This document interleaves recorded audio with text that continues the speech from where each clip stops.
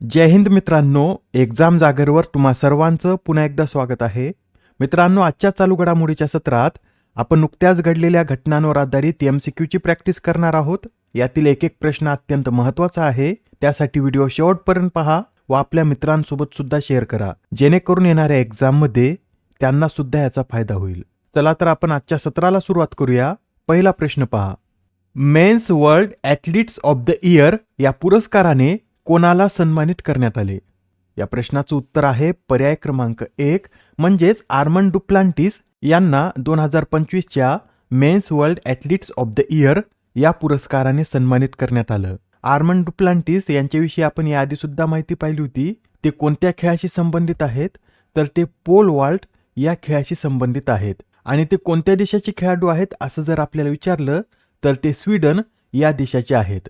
मित्रांनो, काही खेळाडू असे असतात की त्यांच्या खेळामुळे तो खेळ जगभर ओळखला जातो व त्यापैकीच हे आर्मंड डुप्लांटिस आहेत. त्यांच्यामुळेच पोल वॉल्ट या खेळाला जगभरात ओळख मिळाली आहे. त्यांनी आतापर्यंत 16 स्पर्धांमध्ये अपराजित राहत सलग 2 वर्ष अपराजित राहण्याचा सुद्धा विक्रम केला आहे. व अलीकडेच आपण पाहिलं होतं की टोकियो येथे झालेल्या जागतिक ॲथलेटिक्स चॅम्पियनशिपमध्ये त्यांनी 6.30 मीटर उंच उडी मारून 14व्यांदा पोल वॉल्टमध्ये जागतिक विक्रम केला आहे. प्रत्येक वेळी ते आपलाच विक्रम मोडून नवीन विक्रम स्थापित करतात व आता 14व्यांदा त्यांनी असं केलं आहे.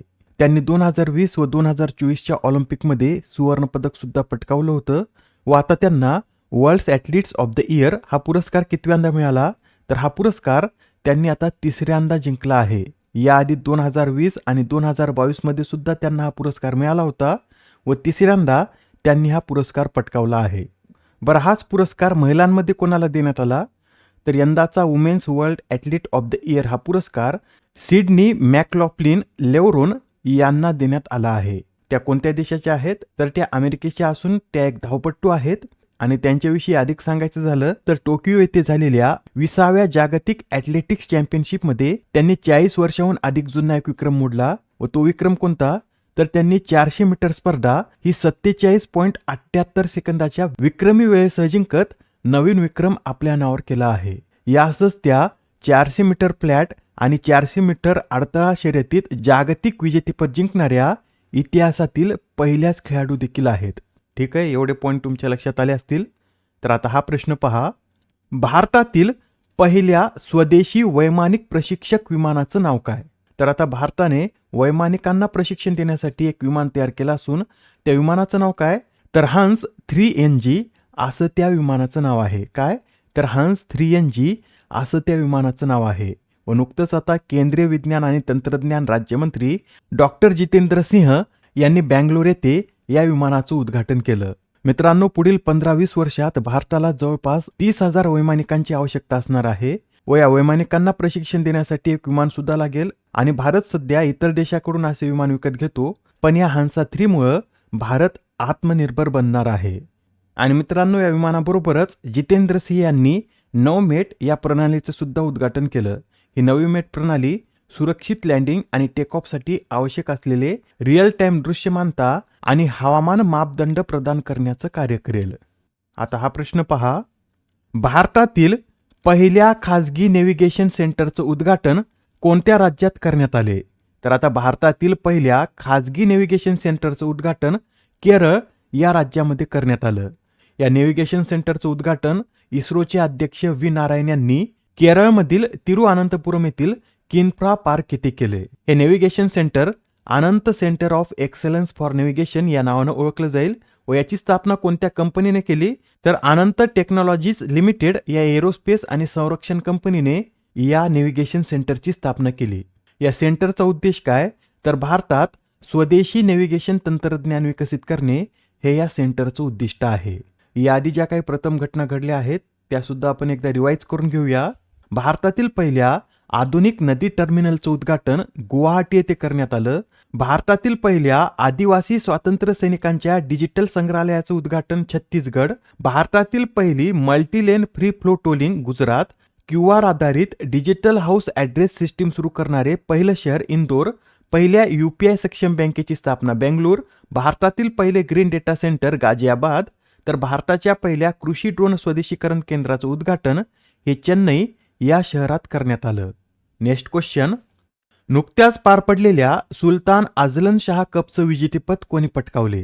तर हा जो सुलतान आझलन शाह कप आहे याचं विजेतेपद बेल्जियम या देशाने पटकावलं. व बेल्जियमने कोणाला हरून हा कप पटकावला?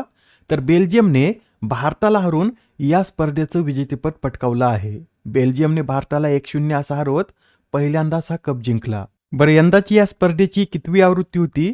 तर यंदाच्या या सुलतान आझलन शाह कपची 31वी आवृत्ती होती व या कपचं आयोजन मलेशिया या देशामध्ये 23 ते 30 नोव्हेंबर दरम्यान करण्यात आलं. व या स्पर्धेतील टॉप स्कोरर कोण ठरला आहे? तर टॉम बून या स्पर्धेतील 6 गोलसह टॉप स्कोरर ठरला आहे. मित्रांनो, या स्पर्धेत विजेता बेल्जियम, उपविजेता भारत, तर तिसरे स्थान कोणत्या देशाने मिळवलं? तर न्यूझीलंड या देशाने यातील तिसरं स्थान मिळवलं आहे. आता हा प्रश्न पहा. सय्यद मोदी आंतरराष्ट्रीय बॅडमिंटन स्पर्धेतील महिला दुहेरीचं विजेतेपद कोणी पटकावलं? तर या सय्यद मोदी आंतरराष्ट्रीय बॅडमिंटन स्पर्धेतील महिला दुहेरीचं विजेतेपद भारताच्या गायत्री गोपीचंद व ट्रिसा जॉली या जोडीनं पटकावलं आहे. या जोडीने याआधी 2022 साली या स्पर्धेचं उपविजेतेपद पटकावलं होतं व यंदा या जोडीने या स्पर्धेचं विजेतेपद पटकावलेलं आहे. या स्पर्धेतील पुरुष एकेरीचं विजेतेपद कोणी पटकावलं? तर जेसन गुनवान या हाँगकाँगच्या खेळाडूने या स्पर्धेतील पुरुष एकेरीचं विजेतेपद पटकावलं व त्यांनी अंतिम सामन्यात भारताच्या किदांबी श्रीकांत यांना हरून हे विजेतेपद पटकावलं आहे. आपल्याला असे विचारलं जाऊ शकतं की जेसन गुनवान यांनी सय्यद मोदी आंतरराष्ट्रीय बॅडमिंटन स्पर्धेत कोणाला हरून हे विजेतेपद पटकावलं? तर लक्षात ठेवा, किदांबी श्रीकांत या भारतीय खेळाडूला हरून त्यांनी हे विजेतेपद मिळवलं आहे. Next question.